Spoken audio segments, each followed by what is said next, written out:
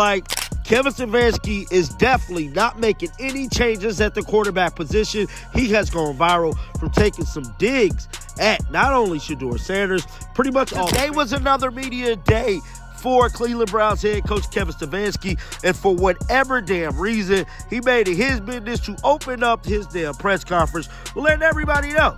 Bruh, I'm sticking with Dylan. Now, we know Dylan Gabriel played horrendously bad. I mean, hella bad. I mean, it don't get no better than this. Dude is missing wide open players. And Breaking. Kevin Stefanski just dropped a confession about Shedeur Sanders' future that is so outrageous it makes reality TV look boring. I'm talking about the kind of revelation that makes you pause the video, rewind, and question if your ears are working properly. If you think you've predicted Shedur's next move, trust me, you're about to be blindsided in the most entertaining way possible. Stay locked in, because this might be the wildest twist football has seen all year. That is an offensive, whether you're Dylan or the offensive line, how do you combat that? Well, I think philosophically there's different beliefs in how you rush the passer.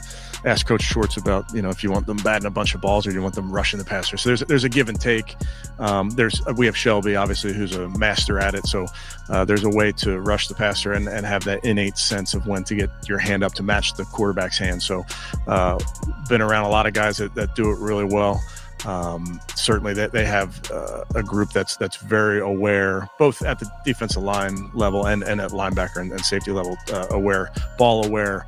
If you're enjoying, please subscribe Shedeur Sanders to the channel. It helps more than you think. Just when it felt like the drama couldn't crank up another level, shockwaves are rocking the football world, or at least the corner of the internet that treats Twitter like a full contact sport. Because Kevin Stefanski has now committed to his decision, with the intensity of a Vegas gambler who believes blackjack isn't just a game, it's a worldview. Stefanski made it his point. He's intentionally trying to get fired at this point. I am convinced that he's trying to get fired. He is not making a change of quarterback. Guys, listen. Yes, it does. But I just want to make the point that we just have to be better in every area, and we'll look at everything we do, including, how we're putting these guys in position to succeed. Are we doing enough? When I say looking at every position, are we doing enough with the quarterback position? Do we need to do a better job? And I know the answer is yes. The man isn't blinking, isn't hesitating, isn't reading the room, isn't even looking around to see if there's a slightly better decision wandering nearby. No, he is riding with Dylan Gabriel, like that's the one and only life raft on the Titanic. Not just riding with him, clinging like someone taped a winning lottery ticket inside his jersey. Well, quarterbacks have ups and downs, and you never really know what they're. It's like, Kevin, just answer the stinking question. I don't know that he could. I don't know that he looked at it and was like, oh yeah. So he just didn't want to lie? I just don't know that he had an actual answer of like, this is where Dylan's gotten better. If I were to ask you that, where do you think Dylan's gotten better in the 5 weeks? He put his whole ass under a 22-yard pass. I saw people online trying to tell me that the all 22 clip shows a much better angle. Yeah. There's no angle of that's just going to make that look good. Is it from the ground up?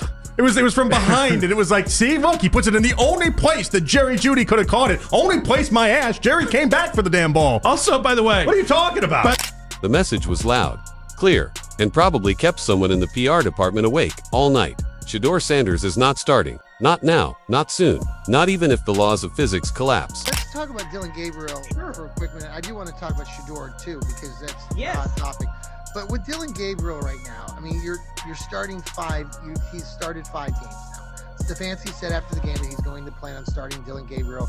And then he tried to kind of divert it and say, well, he's a rookie and, we just got to be better on offense. The offense has got to do things better. I get it, but it's this whole crappy, stupid coaching talk. He's more than likely going to start because Stefanski said he would, unless Stefanski gets fired tomorrow. And somewhere, a bunch of fans screamed into microwaves, thinking that was a direct line to the head coach's brain. Apparently, the grand master plan is to develop Shedeur, which sounds like one of those vague job descriptions companies use when they want you to do everything for minimum wage. Develop him into what? A star. A prodigy, a highly advanced robotic quarterback with laser accuracy. Who knows? All we know is the plan is development, and we're all supposed to nod our heads like we've been briefed on the science. But Dylan is learning. And also, I already bought him a notebook, so I'm committed.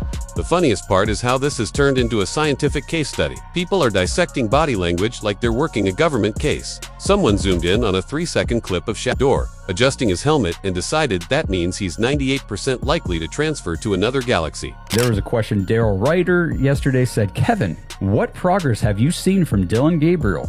What areas have you seen drastic improvement? Okay, this is an opportunity for your head coach to go ahead and highlight some things about your rookie quarterback that you insist upon shoving down our freaking throats, and tell us what you see from Dillon Gabriel that you take away as a positive. Because we don't see it, obviously. That's why Daryl's asking this question. We don't see it. We don't see the improvement. We don't see the positives for Dillon Gabriel. So what are they?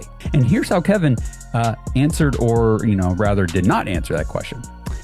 Meanwhile, someone else is convinced Dillon and Stefanski have a telepathic agreement because they bumped fists one time and Shedeur blinked to slow. The conspiracy theories could fill a library. Transitioning into the real chaos, the fan base has split into factions more aggressively than political parties. On one side, the Trust the Coach group is sitting upright with their matching foam fingers, smiling painfully and telling everyone to be patient because development takes time. These are the same people who water a plant once and think they're doing agriculture. Then there's the Start Shatter, or Society Collapses Club. And these folks are ready to fight strangers in supermarkets over quarterback rankings. If someone says Dillon is fine, they treat that like an act of war. And through all of it, Stefanski is sitting there like a man who bet his entire retirement fund on the phrase, "Trust me, it'll work." The best part is the dramatic confidence, the absolute certainty. You'd think Dillon Gabriel was solving world hunger with his spirals. Sure, some of the throws look like he's aiming for an invisible receiver only he can see, but that's just technical refinement. Sure, sometimes he holds the ball long enough for defenders to write postcards home before the sack, but that's called learning the system. And Coach, I've said some things, all right? Some of which I've taken back, most of which I haven't taken back. In fairness, I haven't taken anything back. This being said, you have a chance to do something on Sunday, and you can really go down two roads. One involves trying to play a game commensurate with winning and keeping the game close. The other has a possibility to turn into a blowout. And if it turns into a blowout, the blood will be on your hands. So when this comes to Sunday's game, do not abandon the run and do not have Dillon Gabriel throw. And sometimes he launches a deep ball so wildly off course that pigeons duck, but that's the growth process. Anyone who questions it clearly doesn't understand football science. Meanwhile, Shedur's future is treated like a prophecy. Fans whisper it in group chats like they're planning a revolution. It's okay, they're developing him. Some say it with hope. Some say it through clenched teeth. Some say it like they're trying to convince themselves not to scream. Every time Shedeur throws a picture-perfect laser in practice clips, fans rewatch it 12 times, like they're decoding ancient scripture. Frame by frame, slow motion, someone inevitably comments, "And this isn't the starter because," followed by 1,000 likes and one reply saying, "Trust the system," that instantly gets booed by the internet. Next question. Oh, transitions are wild too. One moment Stefanski is discussing offensive strategy like a mathematician solving an equation, and the next moment, he drops the, "We're sticking to Dillon" line so casually that half the reporters temporarily forgot how to blink. You could hear the thought storm happening in the room. Somewhere in their heads, every journalist was mentally typing a headline in neon red letters. And let's going to be better than Dillon Gabriel, that we know is going to give us a better chance of scoring some points on offense so we can pin our ears back with Myles Garrett and go play some defense. Put him out there. You keep on putting Dillon Gabriel out there, and the offense does the same exact thing every single week. Yeah. Nothing changes. Yeah. He has one good quarter a week, and he has 2 good throws a game. Nothing changes. It doesn't. Put Shedeur out there and see what Shedeur does. If anything, like we just talked about Brian Daboll, if Shedeur comes out there and he balls out and he plays lights out, you might not get fired in a couple weeks neither. And let's not ignore the entertainment factor for the analysts. Every talking head is feasting on this storyline like it's Thanksgiving dinner. Some are calling Stefanski a genius mastermind who's playing the long game. Others are calling him a stubborn strategist who refuses to look at reality. Some are convinced Dillon will either turn into the next great QB or collapse spectacularly. There is no middle option allowed because that is not dramatic enough for television. Through all of this, Shedeur is the unspoken center of gravity, standing there like the most polite storm cloud on the roster. His existence alone creates pressure. If he doesn't smile, it's he's frustrated. The man literally cannot breathe without causing psychological chaos. And Dillon, poor Dillon, every time he completes a pass, people celebrate like the stock market bounced back. Every time he messes up, you can practically hear fingers smashing keyboards across the country. It's not enough pressure to play quarterback. Now he has to outrun the ghost of the quarterback everyone wants instead. Tough scene. So after watching this Stefanski press conference after the Cleveland Browns lost to the Steelers today, 23-9, Dillon Gabriel threw 52 pass attempts, 6 sacks, average of 4 yards per per pass. Stefanski has zero intention on putting Shedeur Sanders in any game this season. He said he's confident in his guy. He's a tough guy. He's going to be do or die with Dillon Gabriel. This situation has escalated to the point where people are now creating fantasy time. If Dillon plays well, Stefanski is a visionary. If Dillon struggles, Shedeur becomes the savior who rises like a phoenix during a fourth-quarter comeback in Week 11. If Dillon gets hurt, then the prophecy is fulfilled. If Shedeur eventually starts and plays great, everyone claims they predicted it on day one. If he plays bad, people pretend they always supported Dillon anyway. No matter what happens, the internet is drafting their victory speeches. And Stefanski, good grief, Stefanski is doubling down like he's allergic to changing his mind. The man is committed. You could offer him a crystal ball showing a broadcast of a future championship with Shedeur starting, and he'd still say, "That's inspirational." But Dillon has the notebook. We're developing Shedeur. If aliens invaded and demanded the starting quarterback, he'd still hesitate, thinking about how that might affect Dillon's progress. Fans now use the word for everything. Dillon throws into triple coverage. Development. Time. Out confusion. Development. False start. Development. Someone spelled Tuesday wrong on a scoreboard graphic. Development. At this point, if someone dropped their Gatorade, half the comments would say, "No big deal. They're developing." Keep on throwing Dillon Gabriel out there. You're going to get fired in a couple weeks.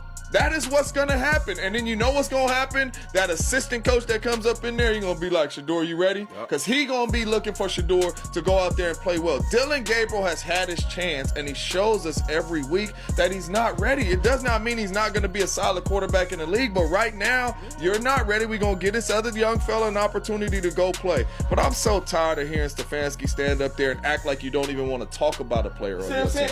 That's what I don't like. This dude is on your team. But here's the irony that tastes like comedy gold. All this chaos has only made Shedeur more relevant. By not starting him, the hype doubled. By sticking to Dillon, the pressure tripled. By insisting on development, the fan base unraveled like they're watching a series finale. If Stefanski wanted attention, congratulations, mission accomplished. Even people who haven't watched a football game in 5 years are suddenly invested. It's like a soap opera, but with more shoulder pads and fewer relationship ultimatums. Although actually, now that we think about it, some defensive coaches probably argue with quarterbacks more dramatically than any TV drama. And the timeline ahead, pure entertainment guaranteed. If Dillon balls out, we get the victory lap parade. If he stumbles, we get the quarterback revolution. The camera will point at him eventually. The moment will come. Whether it's next week, next month, or when dinosaurs return, the storyline is locked in. And the moment he gets that start, even if it's for one snap, the internet will explode so violently Twitter will need a day off to cool down. But he would have been played Shedeur. Brian Daboll was like, "You know what? I might lose my job. Here, Jackson Dart." Like, if you think you're gonna lose your job, you do move off of the Cats. So Shedeur Sanders is Kevin Stefanski's ace in the hole. The reason Stefanski's not playing Shedeur in my mind is because his job is safe. James, I look at it like this: Jimmy Haslam, Kevin Stefanski, they're on one accord. Andrew Berry, general manager, he views it differently. I think Andrew Berry, the general manager, he wants Shedeur. That's why he drafted him. I think Jimmy Haslam and Kevin Stefanski, they're cool with whatever Kevin Stefanski does. But until then, buckle up. We're in the era of Dillon now. Shout out later. Don't ask questions. Development is the word of the season. We're supposed to trust the vision without even seeing the sketch. That's the fun of sports. Believing absolutely anything, ignoring absolutely everything. And the most ironic part of all, if the day comes when Shedeur starts and dominates, everyone, and I mean everyone, will act like they saw it coming. I always knew he had it. I knew the plan. I called it from day one. And every press conference will add 5 gallons of gasoline to the conspiracy bonfire. So yes, Kevin Stefanski admitted exactly what fans did not want to hear. And now we're all emotionally strapped into the world's most dramatic quarterback roller coaster. Nobody asked for it, nobody is prepared for it, and nobody is getting off the ride. Development continues. Dillon leads, Shedeur waits. Fans riot in group chats. Analysts pretend they have psychic abilities. Stefanski holds the line with unstoppable stubbornness. And Jimmy Haslam said during training camp that you knew that seeing both young quarterbacks at some point this season was important. So just where is Shedeur at as far as his development, and do you have a timetable of when you would take a look at him? Yeah, I don't think it's fair to speculate, Daryl. We're committed to getting better as an offense. Dillon is certainly committing to improving every which way he can, and all the while, all of our players, young players, are developing and working so hard behind the. Welcome to the greatest football storyline on earth. Because this saga is nowhere near finished, especially now that the phrase they're developing him has become the most emotionally triggering sentence in the entire football dictionary. Every new practice clip is basically treated like a leaked government file. And let's talk about how everybody is suddenly an expert in quarterback development. You've got people who once thought a blitz was a laundry detergent, now explaining quarterback mechanics like they're teaching a math. Meanwhile, fantasy football players have officially gone feral. Anyone who drafted Shedeur is on 24/7 alert like they're on duty guarding the nuclear codes. The other side is buying shatter gear like they're forming a resistance movement. Tailgates are one wrong comment away from becoming historical documentaries. We're also getting to the point where analysts are practically reading Stefanski's mind on live TV. He's being strategic. He's making a huge mistake. He's waiting for the bye week. He's proving a point, and Shedeur Sanders will not see the field while Stefanski is the head coach unless Dillon Gabriel gets injured or something dramatic happens, like he throws 50 more passes for 200 yards again. There's no way, even if that, he's still not going to put Shedeur Sanders in the game. If you look at the press conference that just happened, he's going with his guys, do or die. There's no way in hell that he's going to put Shedeur Sanders in the game. And the funniest part, no matter what happens next, someone will claim they were right. If Dillon succeeds, the loyalists will say, "We told you." If Shedeur eventually takes over and dominates, the rebels will rise from the ashes like, "We were the chosen ones all along." If both somehow end up playing well, the internet might simply self-destruct from confusion. But the most cinematic ending to all of this isn't even fun. And the moment he does, cameras will zoom, because that's the real beauty of this quarterback saga. There is no losing outcome, only entertainment. If Dillon dominates, the storyline becomes loyalty rewarded. If Shedeur dominates later, the storyline becomes perfection unveiled.